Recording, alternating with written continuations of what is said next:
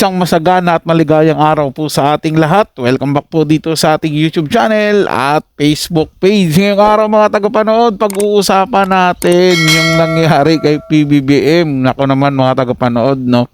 Kasi parang pinagtatawanan na po siya talaga ngayon. At ako'y naaawa sa kanyang mga tagapanood.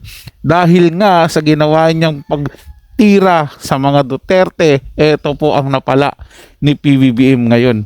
Masyado na siyang pinagtatawanan ng taong bayan at halos wala na pong naniniwala sa kanya talaga mga tagapanood. Sila na lang po na mga kaalyado niya, yung mga naglolokohan ngayon. Pero yung mga tao, mga tagapanood, kahit anong gawin po nila, ay hindi na po naniniwala talaga sa kanila. Ultimo kababayan ni PBBM sa Ilocos. Nako, pinagtatawanan din siya.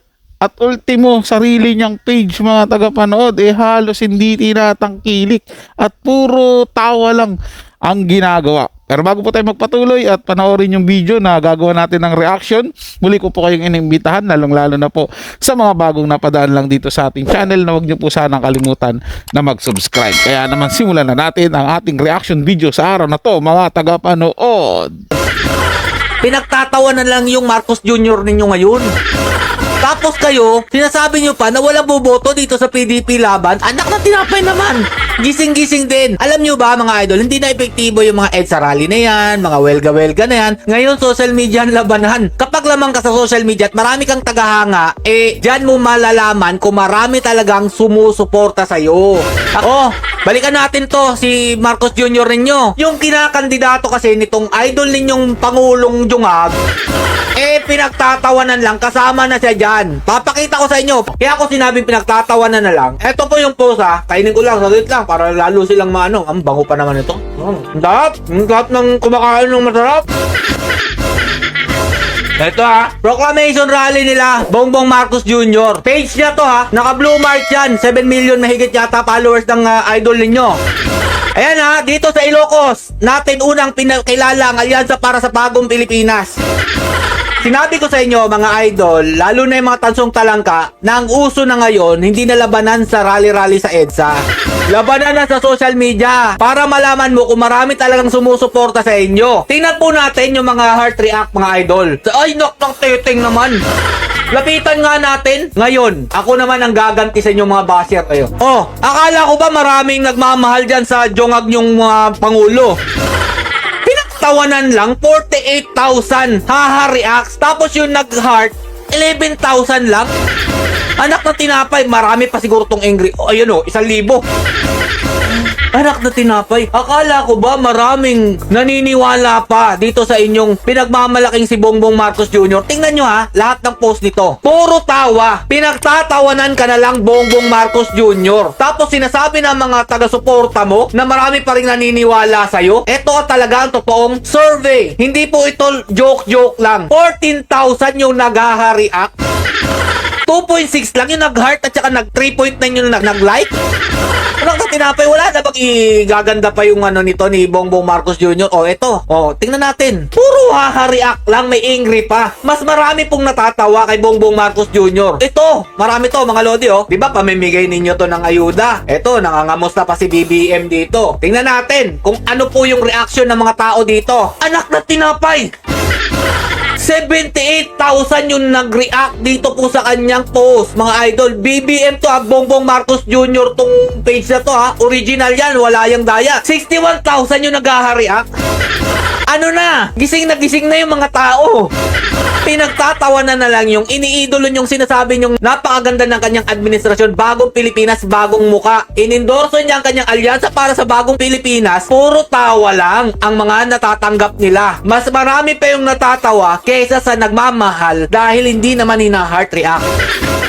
Wag niyo sabihin mga dami account yan. Tingnan nyo ang comment section. Musamot kangit-ngit ang kaugmaon sa Pilipinas paghilom. Ito basahin natin. Mas gugustuhin naming maibalik ang malagim na araw kung ang karamihan ay namumuhay ng ligtas at matiwasay. Basahin yung mabuti. Lahat halos na nagko-comment dito, ayaw na sa inyong Pangulong Jungag. Maging ako mga tagapanood, mas gugustuhin ko pa yun, yung sinasabi nilang madilim madilim na bahagi ng Pilipinas sa panahon ni Tatay Digong Duterte. Kapalit naman nun, ang sarap maglakad sa kalsada na wala kang iniisip na baka hold upin ako dito, may mangyari sa akin na pagtripan ako ng mga adik. Walang ganun mga tagapanood. Dahil takot na takot gumawa ng kalokohan ang mga tao noon dahil alam nila na mananagot po sila kaagad sa batas. Hindi katulad ngayon mga tagapanood. Laganap na ang droga, laganap yung hold up, laganap yung snatching, laganap yung kriminalidad. Lalong tumataas mga tagapanood. Mas nakakatakot lumabas sa kalsada ngayon. Lalo na't may maraming mga kabataan, mga elementary student na mga bata, mga tagapanood, dinudukot. Di wala man lang ginagawa yung pamahalaan dyan. Hindi rin pinag-uusapan sa mainstream media. Pero nakaka-alarma po yun mga tagapanood. Dagdagan mo pa dyan yung mga kolokoy na pati yung pagdodroga nila binibidyohan at minsan nilalive pa, ina-upload pa sa YouTube, sa mga social media na hindi na po sila natatakot mga tagapanood. Kaya naman yung mga tao ngayon, pagtatawanan na lang talaga siya. Ang dami niyang mga post sa social media niya na puro tawa lang at may mga angry pa nga mga tagapanood. Hindi po talaga natutuwa sa ginagawa ng Pangulo ngayon ni PBBM. Ayaw nila ng ganyan. Dahil ang gusto talaga nila, kumilos siya, gumawa siya ng solusyon sa mga problema ng ating bansa. Hindi yung puro papogi lang mga tagapanood, puro ayuda lang yung ibinibigay niya. So, naaawa po ako sa kanya mga tagapanood. Kung dati bilib na bilib ako sa kanya dahil nakikita ko na meron siyang kakayahan. In fact mga tagapanood, kung babalikan niyo yung channel ko dito, maraming beses akong gumawa ng reaction video na ipinagtanggol ko po talaga si PBBM dahil kumampi po ako sa kanya noong mga panahon na magkasundo sila ng Duterte. Talagang isa ako sa mga dinidepensahan ko po yung mga paninira sa kanya. Pero ngayon mga tagapanood, sa ginagawa niya na hindi niya tinupad yung mga pangako niya para sa mga Pilipino na maiahon tayo sa kahirapan, na pagtuunan niya ang problema ng bansa, lalong-lalo na yung sa pagkain mga tagapanood. Yung bigas na sobrang taas ng presyo ngayon, na doon pa lang talong-talo na tayo. Trabaho para sa ating mga kababayan, na hirap din kahit makakuha man lang ng trabaho. Di ba mga tagapanood, dapat yun ang pagtuunan niya ng pansin. Hindi yung puro pamumuliti ka na lang at kung paghabol sa mga Duterte, sa mga ginawang kapalpakan daw noon, sa ginawang katiwalian daw noon, kala mo naman kalilinis nilang tao.